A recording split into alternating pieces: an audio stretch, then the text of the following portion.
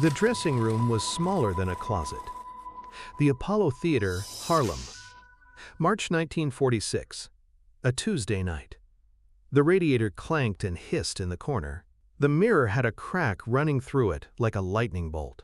The air smelled of cigarette smoke, cheap cologne, and decades of sweat from performers who'd stood in this exact spot, hoping for their break. Sammy Davis Jr. was 20 years old. He'd been performing since he was 3. Vaudeville circuits with his father and his uncle. The Will Mastin Trio, dancing, singing, doing impressions. Working room so small you could touch both walls with your arms spread. But tonight was different. Tonight, the Apollo was packed. Not for Sammy. For the headliner, Nat King Cole, the smoothest voice in America. The man who made Straighten Up and Fly Right sound like silk. The first black man to host his own television show. The standard. The king. Sammy was just the opening act. The warm-up. The kid nobody came to see.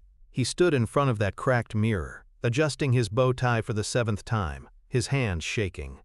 His father, Sammy Davis Sr., stood in the doorway. "You ready, son?" "I don't know if I can do this, Pop." "Can't do what?" "You've done 1,000 shows." "Not in front of him," Sammy said, his voice barely above a whisper. "Not in front of Nat King Cole."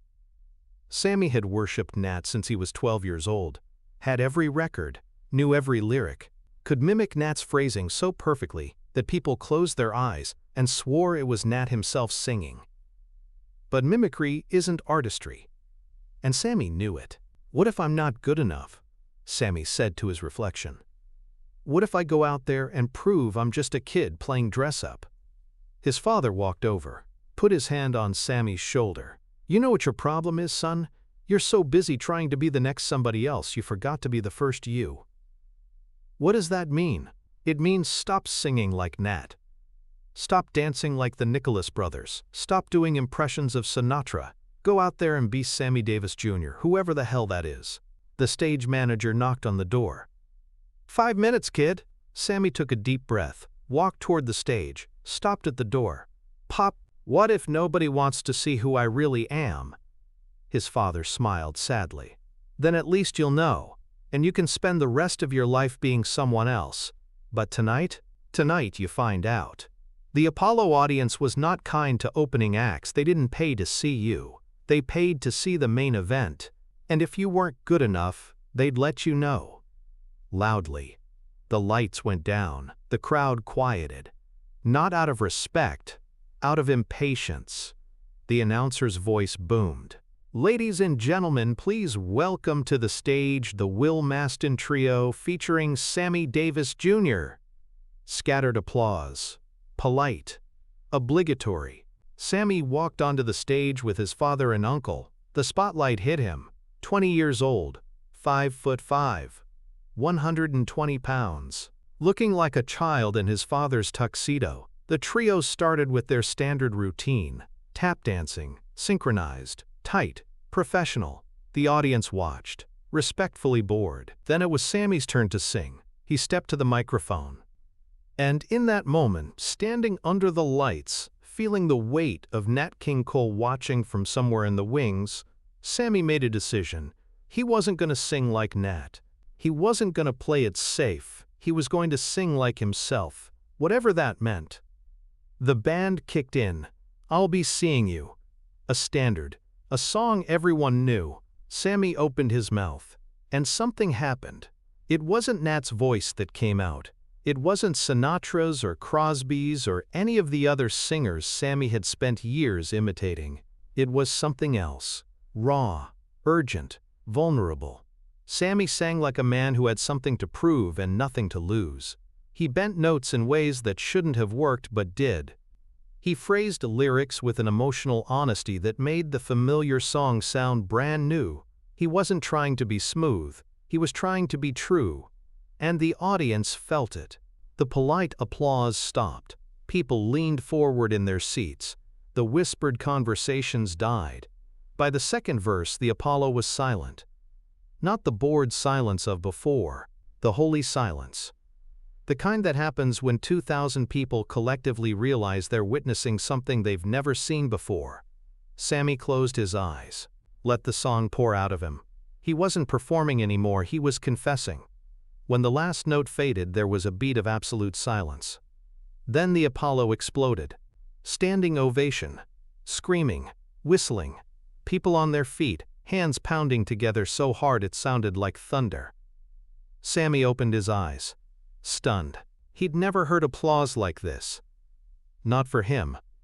His father and uncle rushed over, grabbed him. The three of them took a bow, but Sammy could barely process it. Because standing in the wings, barely visible in the shadows, was Nat King Cole, watching. After the show, Sammy was back in the tiny dressing room, shaking, adrenaline still coursing through his veins. He'd just had the performance of his life. And he had no idea what it meant. There was a knock on the door. "Come in." The door opened. Nat King Cole walked in. Sammy shot to his feet so fast, he knocked over his chair. "Mr. Cole, I'm sorry. I didn't mean to. I know I'm just the opening act. Nat held up his hand. "Sit down, Sammy." Sammy sat, his heart hammering.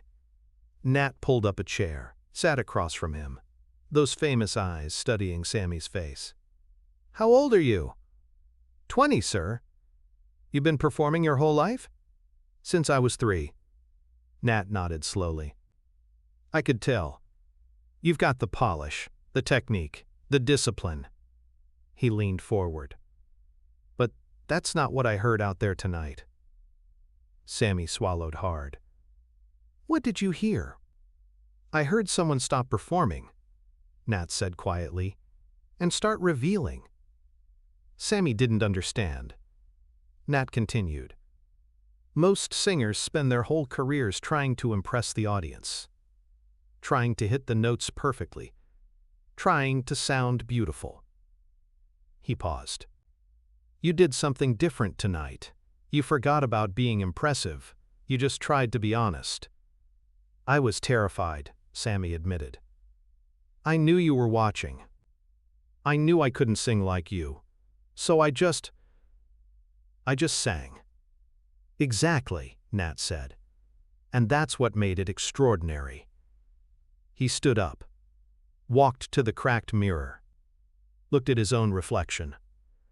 "You know what my biggest fear is, Sammy?" "No, sir."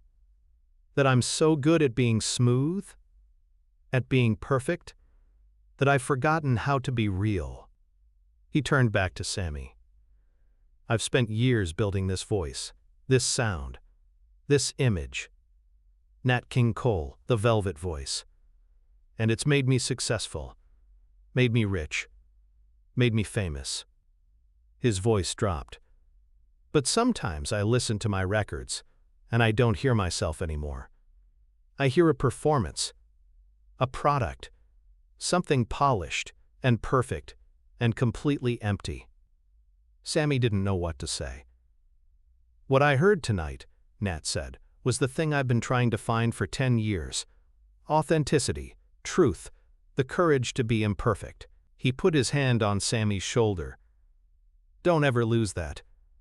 Don't ever let them polish you so smooth that there's nothing left underneath." "But you're Nat King Cole," Sammy said. "You're the greatest." "I'm a successful singer," Nat interrupted. "But you? You could be something more, if you're brave enough." "More than what?" Nat smiled. "More than me." The words hung in the air like a benediction. Sammy couldn't speak, couldn't breathe. The greatest singer of his generation had just told him he could be greater. "I don't understand," Sammy finally managed. "I'm going to tell you something," Nat said. "And I need you to really hear it." Sammy nodded. "The music industry is going to try to make you smooth. They're going to want you to sound like me. Like Billy Eckstein. Like whoever's selling records this week. They're going to tell you to soften your edges. To be palatable. To be safe." He leaned closer. "Don't do it. Stay rough. Stay urgent. Stay hungry. Because that hunger in your voice tonight, that desperation to be heard, That's what makes you dangerous. And dangerous is what changes the world. Nat walked to the door. Stopped. One more thing. Yes, sir? Stop calling me sir. We're brothers now. You call me Nat. I can't just... Nat, he repeated firmly. And I'm going to be watching your career, Sammy Davis Jr. I'm going to be watching to see if you have the guts to stay yourself. Or if you let them turn you into just another smooth voice in a tuxedo. He opened the door. Don't disappoint me. And then Nat King Cole was gone. That conversation changed everything. Not overnight, not obviously, but slowly Sammy started making different choices. When producers told him to sing a certain way, he remembered Nat's words. Stay rough. When choreographers wanted him to tone down his dancing, to be more elegant, more refined, he remembered. Stay hungry. When club owners suggested he do more impressions, more crowd pleasers, more safe material, he remembered. Stay dangerous. And over the next decade, Sammy Davis Jr. became exactly what Nat had seen that night. Not a smoother version of Nat King Cole, but the first version of himself. Raw, electric, unpredictable.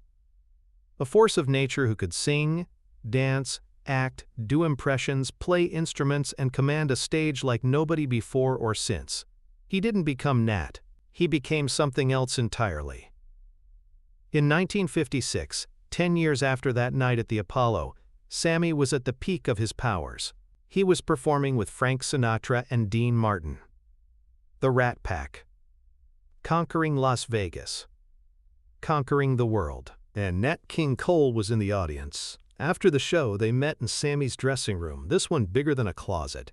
Nicer. But Sammy still remembered that cracked mirror in Harlem. You did it, Nat said simply. Did what? You stayed yourself. You didn't let them smooth you out. Sammy smiled. I tried, but it hasn't been easy. The critics say I'm too much, too loud, too aggressive, that I should be more like, well, more like you. The critics are idiots, Nat said. You know what the difference is between you and me? What? I opened the door. But I had to be perfect to do it. I had to be unthreatening, smooth, safe. I had to make white America comfortable. He looked Sammy in the eye. But you kicked the door off its hinges. You didn't ask permission. You didn't try to make them comfortable. You just took what was yours. I learned that from you, Sammy said. No, Nat said softly. You learned that in spite of me, because I showed you what being perfect gets you. And you decided you wanted something more. In 1965, Nat King Cole was dying. Lung cancer. Weeks to live. Sammy visited him in the hospital.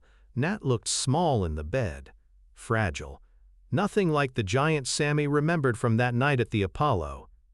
You remember what I told you? Nat asked, his voice a whisper. That first night? Every word. Did I ever tell you why I said those things? No. Nat smiled weakly. Because when I heard you sing that night, I heard what I used to sound like. Before the industry got hold of me. Before I learned to be acceptable. He coughed. Sammy held his hand. You reminded me of who I was before I became Nat King Cole. Nat continued. And I didn't want you to make the same mistake I made. What mistake? Trading truth for success, Nat said. I got everything I wanted. Fame, money, respect. But somewhere along the way, I lost the thing that made me want to sing in the first place. What was that? The need to be heard, not applauded. Heard. He squeezed Sammy's hand. You never lost that, Sammy. You never stopped needing to be heard. And that's why you're better than I ever was. Nat, don't say. It's true, Nat interrupted. And I'm proud of it. I'm proud that I got to see you become yourself. That I got to witness what happens when someone refuses to be anything less than authentic. Tears ran down Sammy's face. "I wouldn't be here without you." "Yes, you would," Nat said. "But you might have been someone else, someone smoother, someone safer, someone less you." He closed his eyes. "Thank you for being brave enough to disappoint the people who wanted you to be me." Nat King Cole died 3 weeks later. At the funeral, Sammy sang. Not one of Nat's songs. His own song. In his own voice. Rough, urgent, honest. Because that's what Nat had taught him, that the greatest gift you can give someone isn't imitation. It's becoming so completely yourself that you prove they were right to believe in you. In 1990, months before his own death, Sammy gave his final interview. The journalist asked about influences, about the singers who shaped him. Sammy wrote on his notepad, his voice gone to cancer, "Nat King Cole heard me sing once, and instead of telling me to be like him, he told me to be like myself. That was the greatest gift anyone ever gave me." The journalist pressed for more. "What did he see in you that night?" Sammy wrote slowly. "He saw what I was too scared to see. That being perfect is easy. Being yourself is terrifying. And only one of those things matters." One final question. If you could tell Nat one thing now, what would it be? Sammy's hand shook as he wrote his last words about the man who changed his life. "I stayed rough. I stayed hungry. I stayed dangerous. And I never forgot that you saw me before I saw myself. Thank you for that. Thank you for everything." The story of that night at the Apollo is not about a performance. It's about the moment someone sees you, really sees you. Not who you're trying to be, not who they want you to be, but who you actually are. And instead of telling you to change, they tell you to double down. To be more yourself, to stop hiding. Nat King Cole could have told Sammy to be smoother, more polished, more like him. Instead, he told Sammy the truth, that the world already had a Nat King Cole, and it desperately needed a Sammy Davis Jr. Somewhere in Harlem, in a theater that still stands, a 20-year-old kid sang a song, and a legend listened. And instead of feeling threatened, instead of seeing competition, he saw possibility. He saw someone brave enough to be imperfect. And he made sure that bravery survived. That's not just mentorship. That's grace.